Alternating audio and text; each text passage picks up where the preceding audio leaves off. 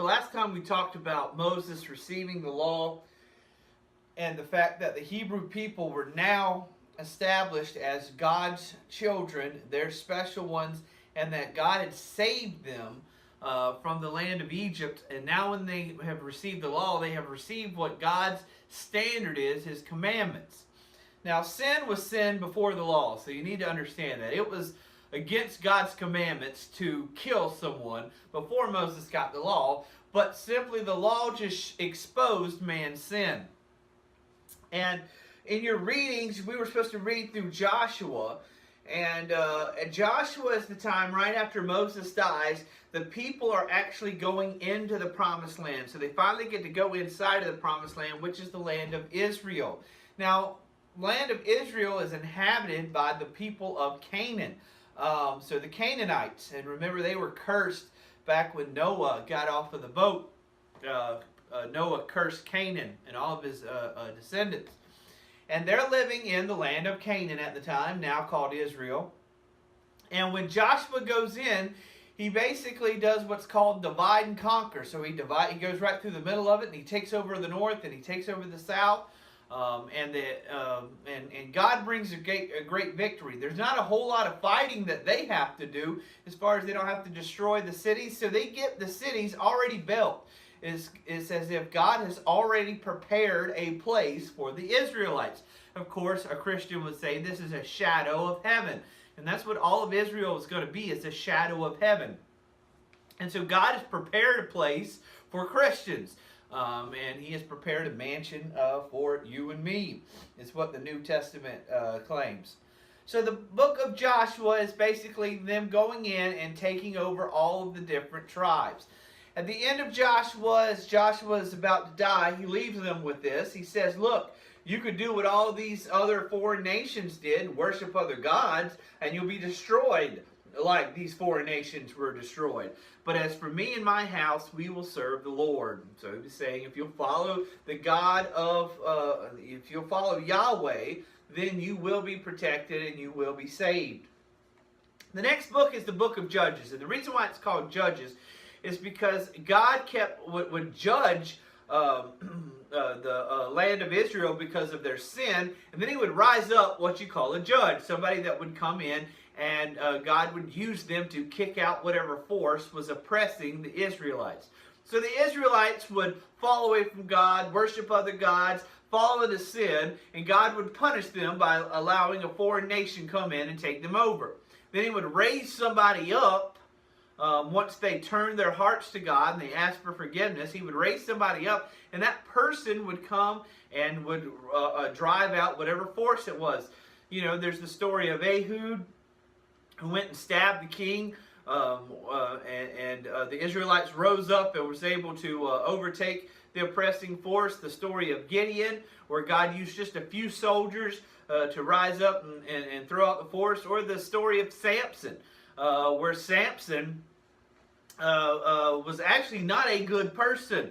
He did a lot of bad things, and God gave superhuman strength. And if you don't know the story of Samson, Samson was a man that God gave superhuman strength to.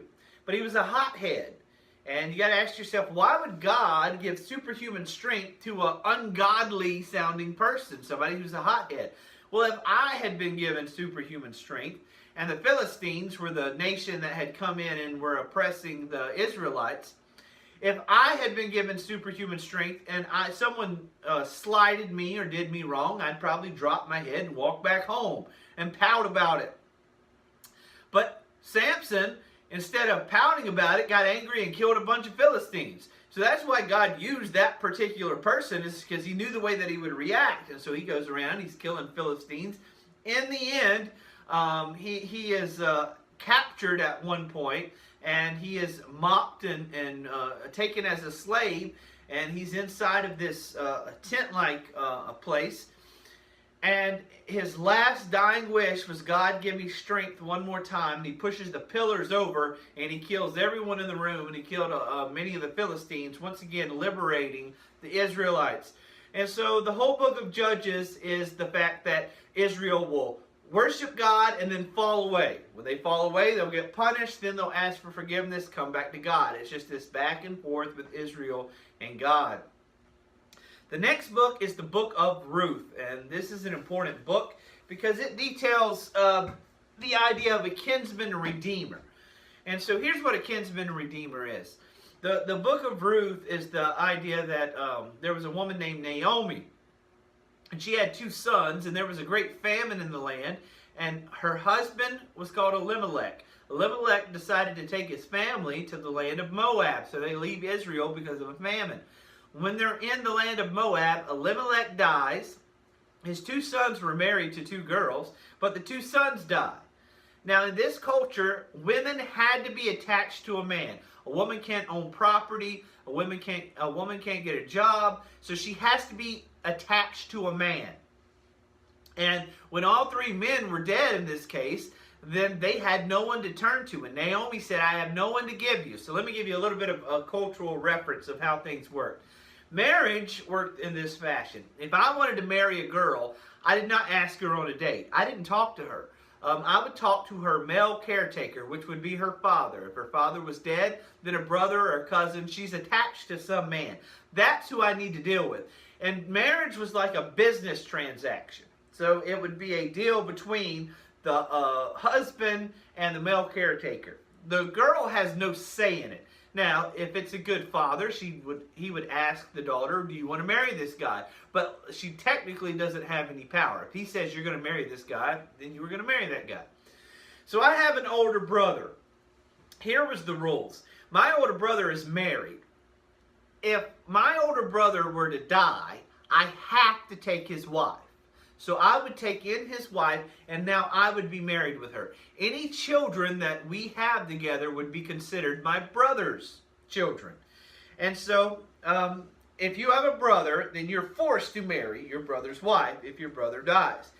If you do not have a brother, or there's no other men that are alive, then you go to your first cousin. The oldest first cousin has the first rights. So, let's say I didn't have a brother, and I was married.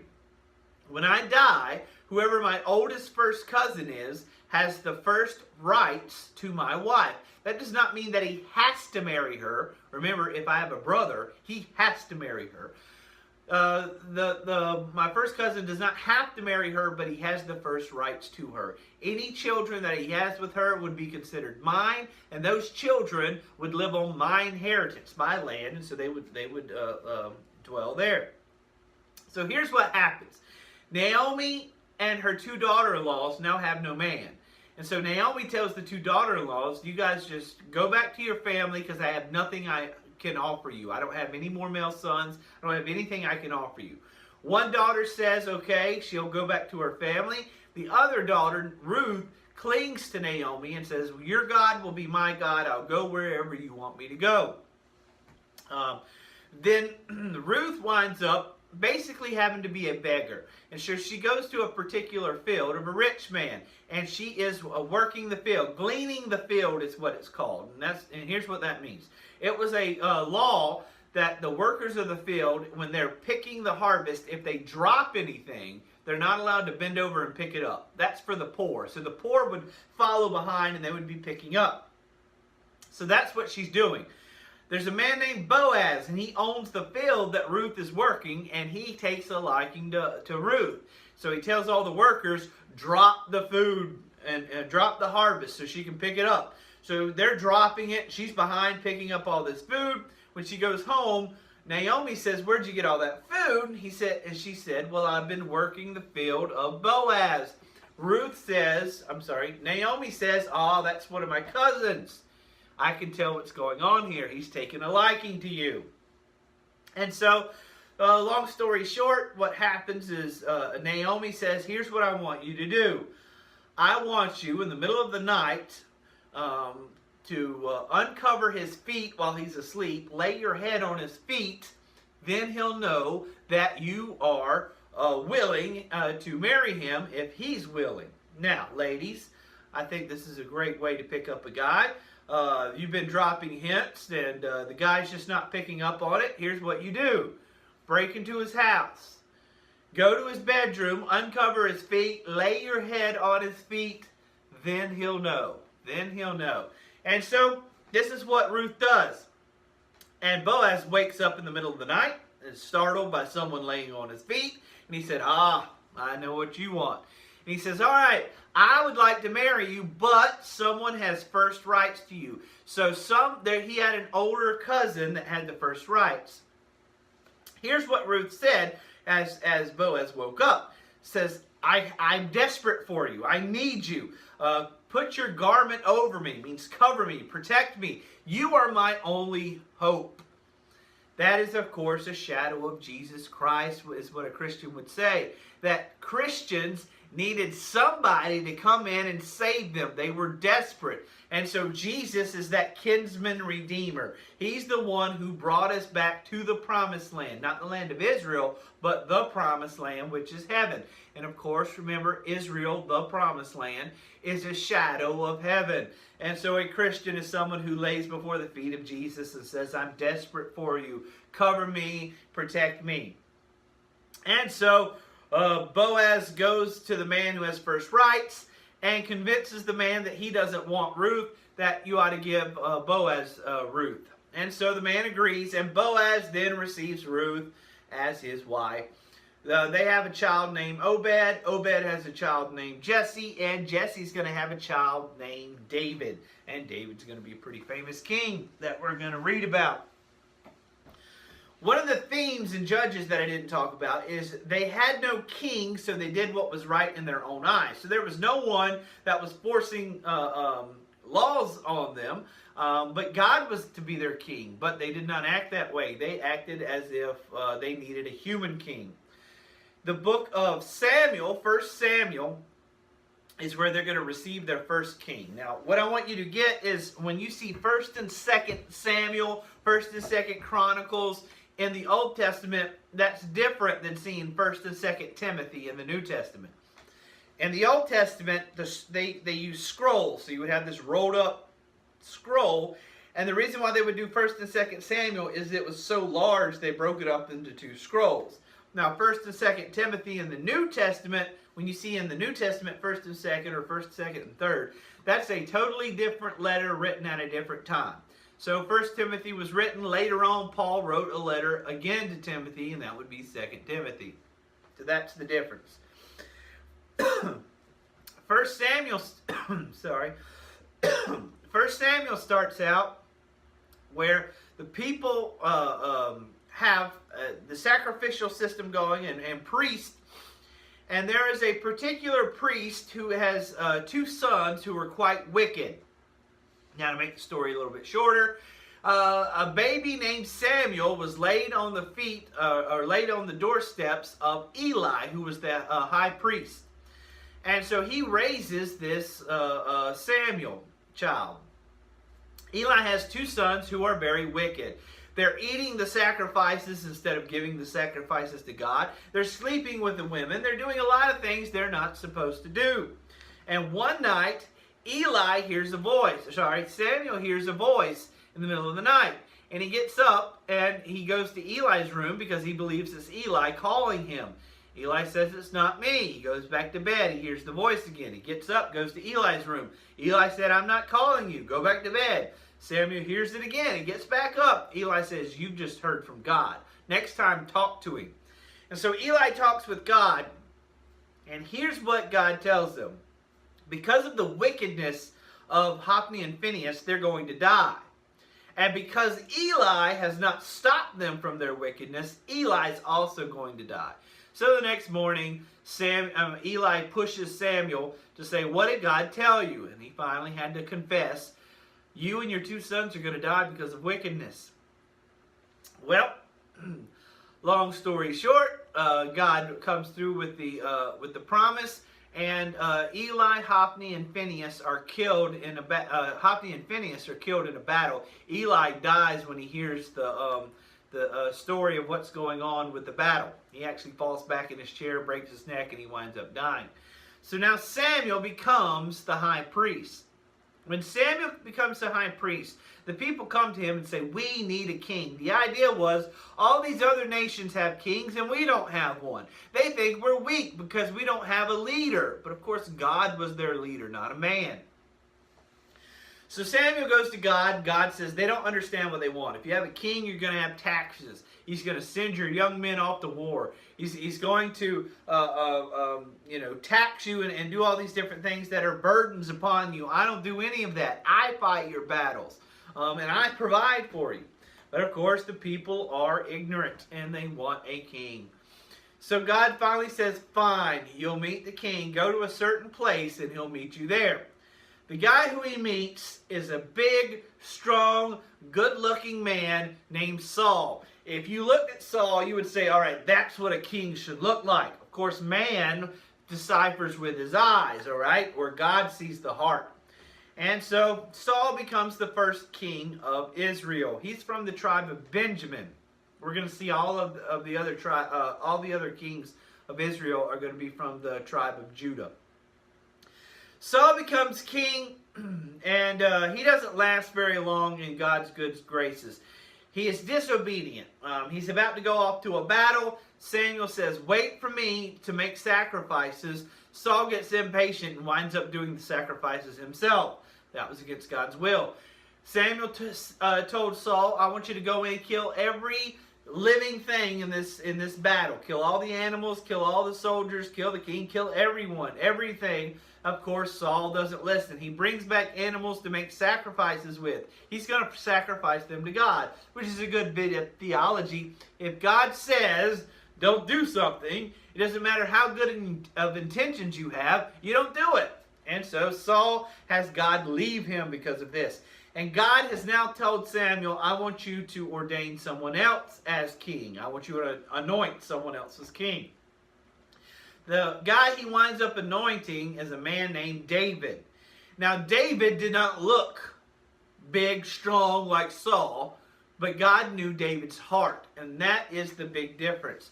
So, the book of 1 Samuel is the story of the reign of Saul. Now you have Saul as king, but David has been anointed king by God. So the people are still looking at Saul as their king, where the rest are still looking at David. Where God is looking at David as king.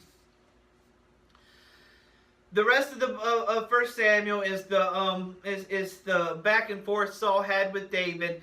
Saul is jealous of David. The people wind up loving David. Of course, David kills Goliath, which all the people say, what a mighty warrior David is. Everything David touches is blessed. And Saul just gets enraged, and he just has these anger issues, and he wants to kill David. So he winds up trying to kill David. And all of 1 Saul is David running from Saul, because David did not want to kill Saul. David said God will get rid of Saul when God is ready. And that's what happens at the end of 1 Samuel. Saul actually dies. 2 Samuel is the reign of David. And so David is now king, and he is firmly got his kingdom under his rule. And David has a lot of battles and wars, but God brings great victories. Of course, the most famous story of David, other than David and Goliath, would be the moment that David didn't go off the battle. Usually kings would go off the battle with the rest of the soldiers, and he would actually be in front of the front line. And when you would charge, the king would be in front and he would be charging. But then he'd slow up and everyone would pass him, and then he would be protected. Well, David decided not to go to battle. And as he's staying at his house, he looks out one day from his palace and he sees this woman taking a bath, and her name is Bathsheba. And he says, that's a good-looking girl. And so he asks his servants, who's that girl over there? And they go and they find out. And they find out it is the wife of one of his soldiers who is off the battle. He says, bring her here. And he winds up committing adultery with this girl. He thinks nothing will come of it, no one will know, but she winds up getting pregnant. So then he calls her husband, which is named Uriah. He calls him back from the battle and sits him down in his palace and acts like he wants to chit-chat and find out what's going on in the battle. His real plan was he was going to let him go home to his wife. I'm sure he had an extremely beautiful wife. But instead of going home to his wife, he went to sleep at the palace front door. And when David came out the next morning and saw that Uriah did not go home to his wife, he said, "What are you doing?" And Uriah said, "All my brothers are out there fighting a battle. I'm not going to go home and have the pleasures of home when they're out there fighting. I'm waiting for you to send me back to battle." So this ruined David's plan. So he sends Uriah back into battle, but with a letter. And this letter goes to the head of the army. And basically it was to have Uriah killed. And so Uriah was supposed to go on a mission where he charges the enemy and everyone holds back. Well, Uriah winds up dying. David has him killed. And other men die too. Now he marries Bathsheba because now she's single. He thinks no one knows about his sin. Of course, God knows about his sin. And God exposes his sin. He sends a prophet who confronts David. And when David sees that he has sinned and he is confronted, he asks for forgiveness and he repents. Now, repent is a word that you'll find throughout the Bible. Here's what repent means. Two parts. It means to ask for forgiveness, but it also means stop what you were doing and turning from it. So if you just keep saying, "I'm sorry," but you keep doing the same thing, that's not repenting. That's just saying, "I'm sorry." So David has his ups and his downs. You can see he's humbled at different times. He is called a man after God's own heart, yet he is still a mighty sinner, just like everyone else. So 2 Samuel is the reign of king, and at the end of 2 Samuel is when you will see the next king, which will wind up being David's son, King Solomon. Solomon is the child of Bathsheba. Solomon is called the wisest man to ever live. At the beginning of Solomon's rule, God appeared to Solomon and says, "I'll give you whatever you want." "What is it that you want?" And Solomon said, "I'm not up to this job. I can't handle being the ruler of your people. I want wisdom." And God said, "Because you didn't ask for money and because you didn't ask for power, I'm going to give it to you. You asked for a good thing. You asked for wisdom, and you will also be the wisest man." So 1 Kings is about the rule of Solomon. When Solomon dies, his son takes over, and his son is faced with some issues. During the reign of Solomon, Solomon builds the temple. This temple is in the city of Jerusalem. There's still one wall of the temple that's still up. Now, the temple that Solomon built, it was torn down by the Babylonians. We'll talk about that a little bit later. The Babylonians come in and they destroy the temple. It gets rebuilt in the stories of Nehemiah. And the rebuilt temple is where you'll see Jesus, but it's still in the land of Jerusalem. There's still one wall of that rebuilt temple still standing. The Jews are still waiting for the day that they'll rebuild that temple and they'll start the sacrificial system. The Jews are still waiting on the Messiah to come. Christians say that Messiah has already come. He was Jesus. The Jews are still waiting for that day. There's a Muslim mosque right on the most holy spot of all of the temple. So that's not going to go away anytime soon. There would have to be an all-out war for that temple to be removed. I mean, that mosque to be removed. It's the third most holy site in all of Islam. So the rest of after Solomon has built the temple and established that, the people went through a lot of taxes and hardships to pay for the temple and also the palaces of Solomon. Solomon had one severe weakness, and that was women. He has 700 wives and 300 concubines. Now, a concubine is a wife that's not of noble birth. And so he has 1,000 women. With those women, a lot of them worship foreign gods, and he allowed foreign gods to come into the land of Israel. This is going to be the downfall of Israel. This is why they're going to be taken over, and God is going to punish them because they're doing this wicked thing. So after Solomon dies, his son takes over, and his son is faced with this: how do I establish my kingdom and my rule? And the people came and said, we've been under such heavy tax burdens, we need relief. And, you know, after we paid for the palace and the temple and all of that, we need help. Well, Solomon's son had advisors who were Solomon's advisors, the older, the wiser. And they said, look, you need to listen to them. If you give them a break, then they'll love you, and then they'll respect you, and then they'll follow you. But he also had young counselors and advisors. They said, no. If you give in, you're going to be seen as weak. You need to rule with an iron fist. And so they said, you need to up the taxes. So Solomon's son decides to up the taxes and the burdens. He goes with the younger advisors. And the people revolt. And the kingdom of Israel splits into two. This gets confusing when you're reading in the book of Kings. 1st and 2nd Kings. All right? So it's the northern kingdom and the southern kingdom. The northern kingdom is called Israel. The southern kingdom is called Judah. So depending on what part of the Old Testament you're reading, Israel could mean the entire nation of Israel, or Israel could just mean the northern part.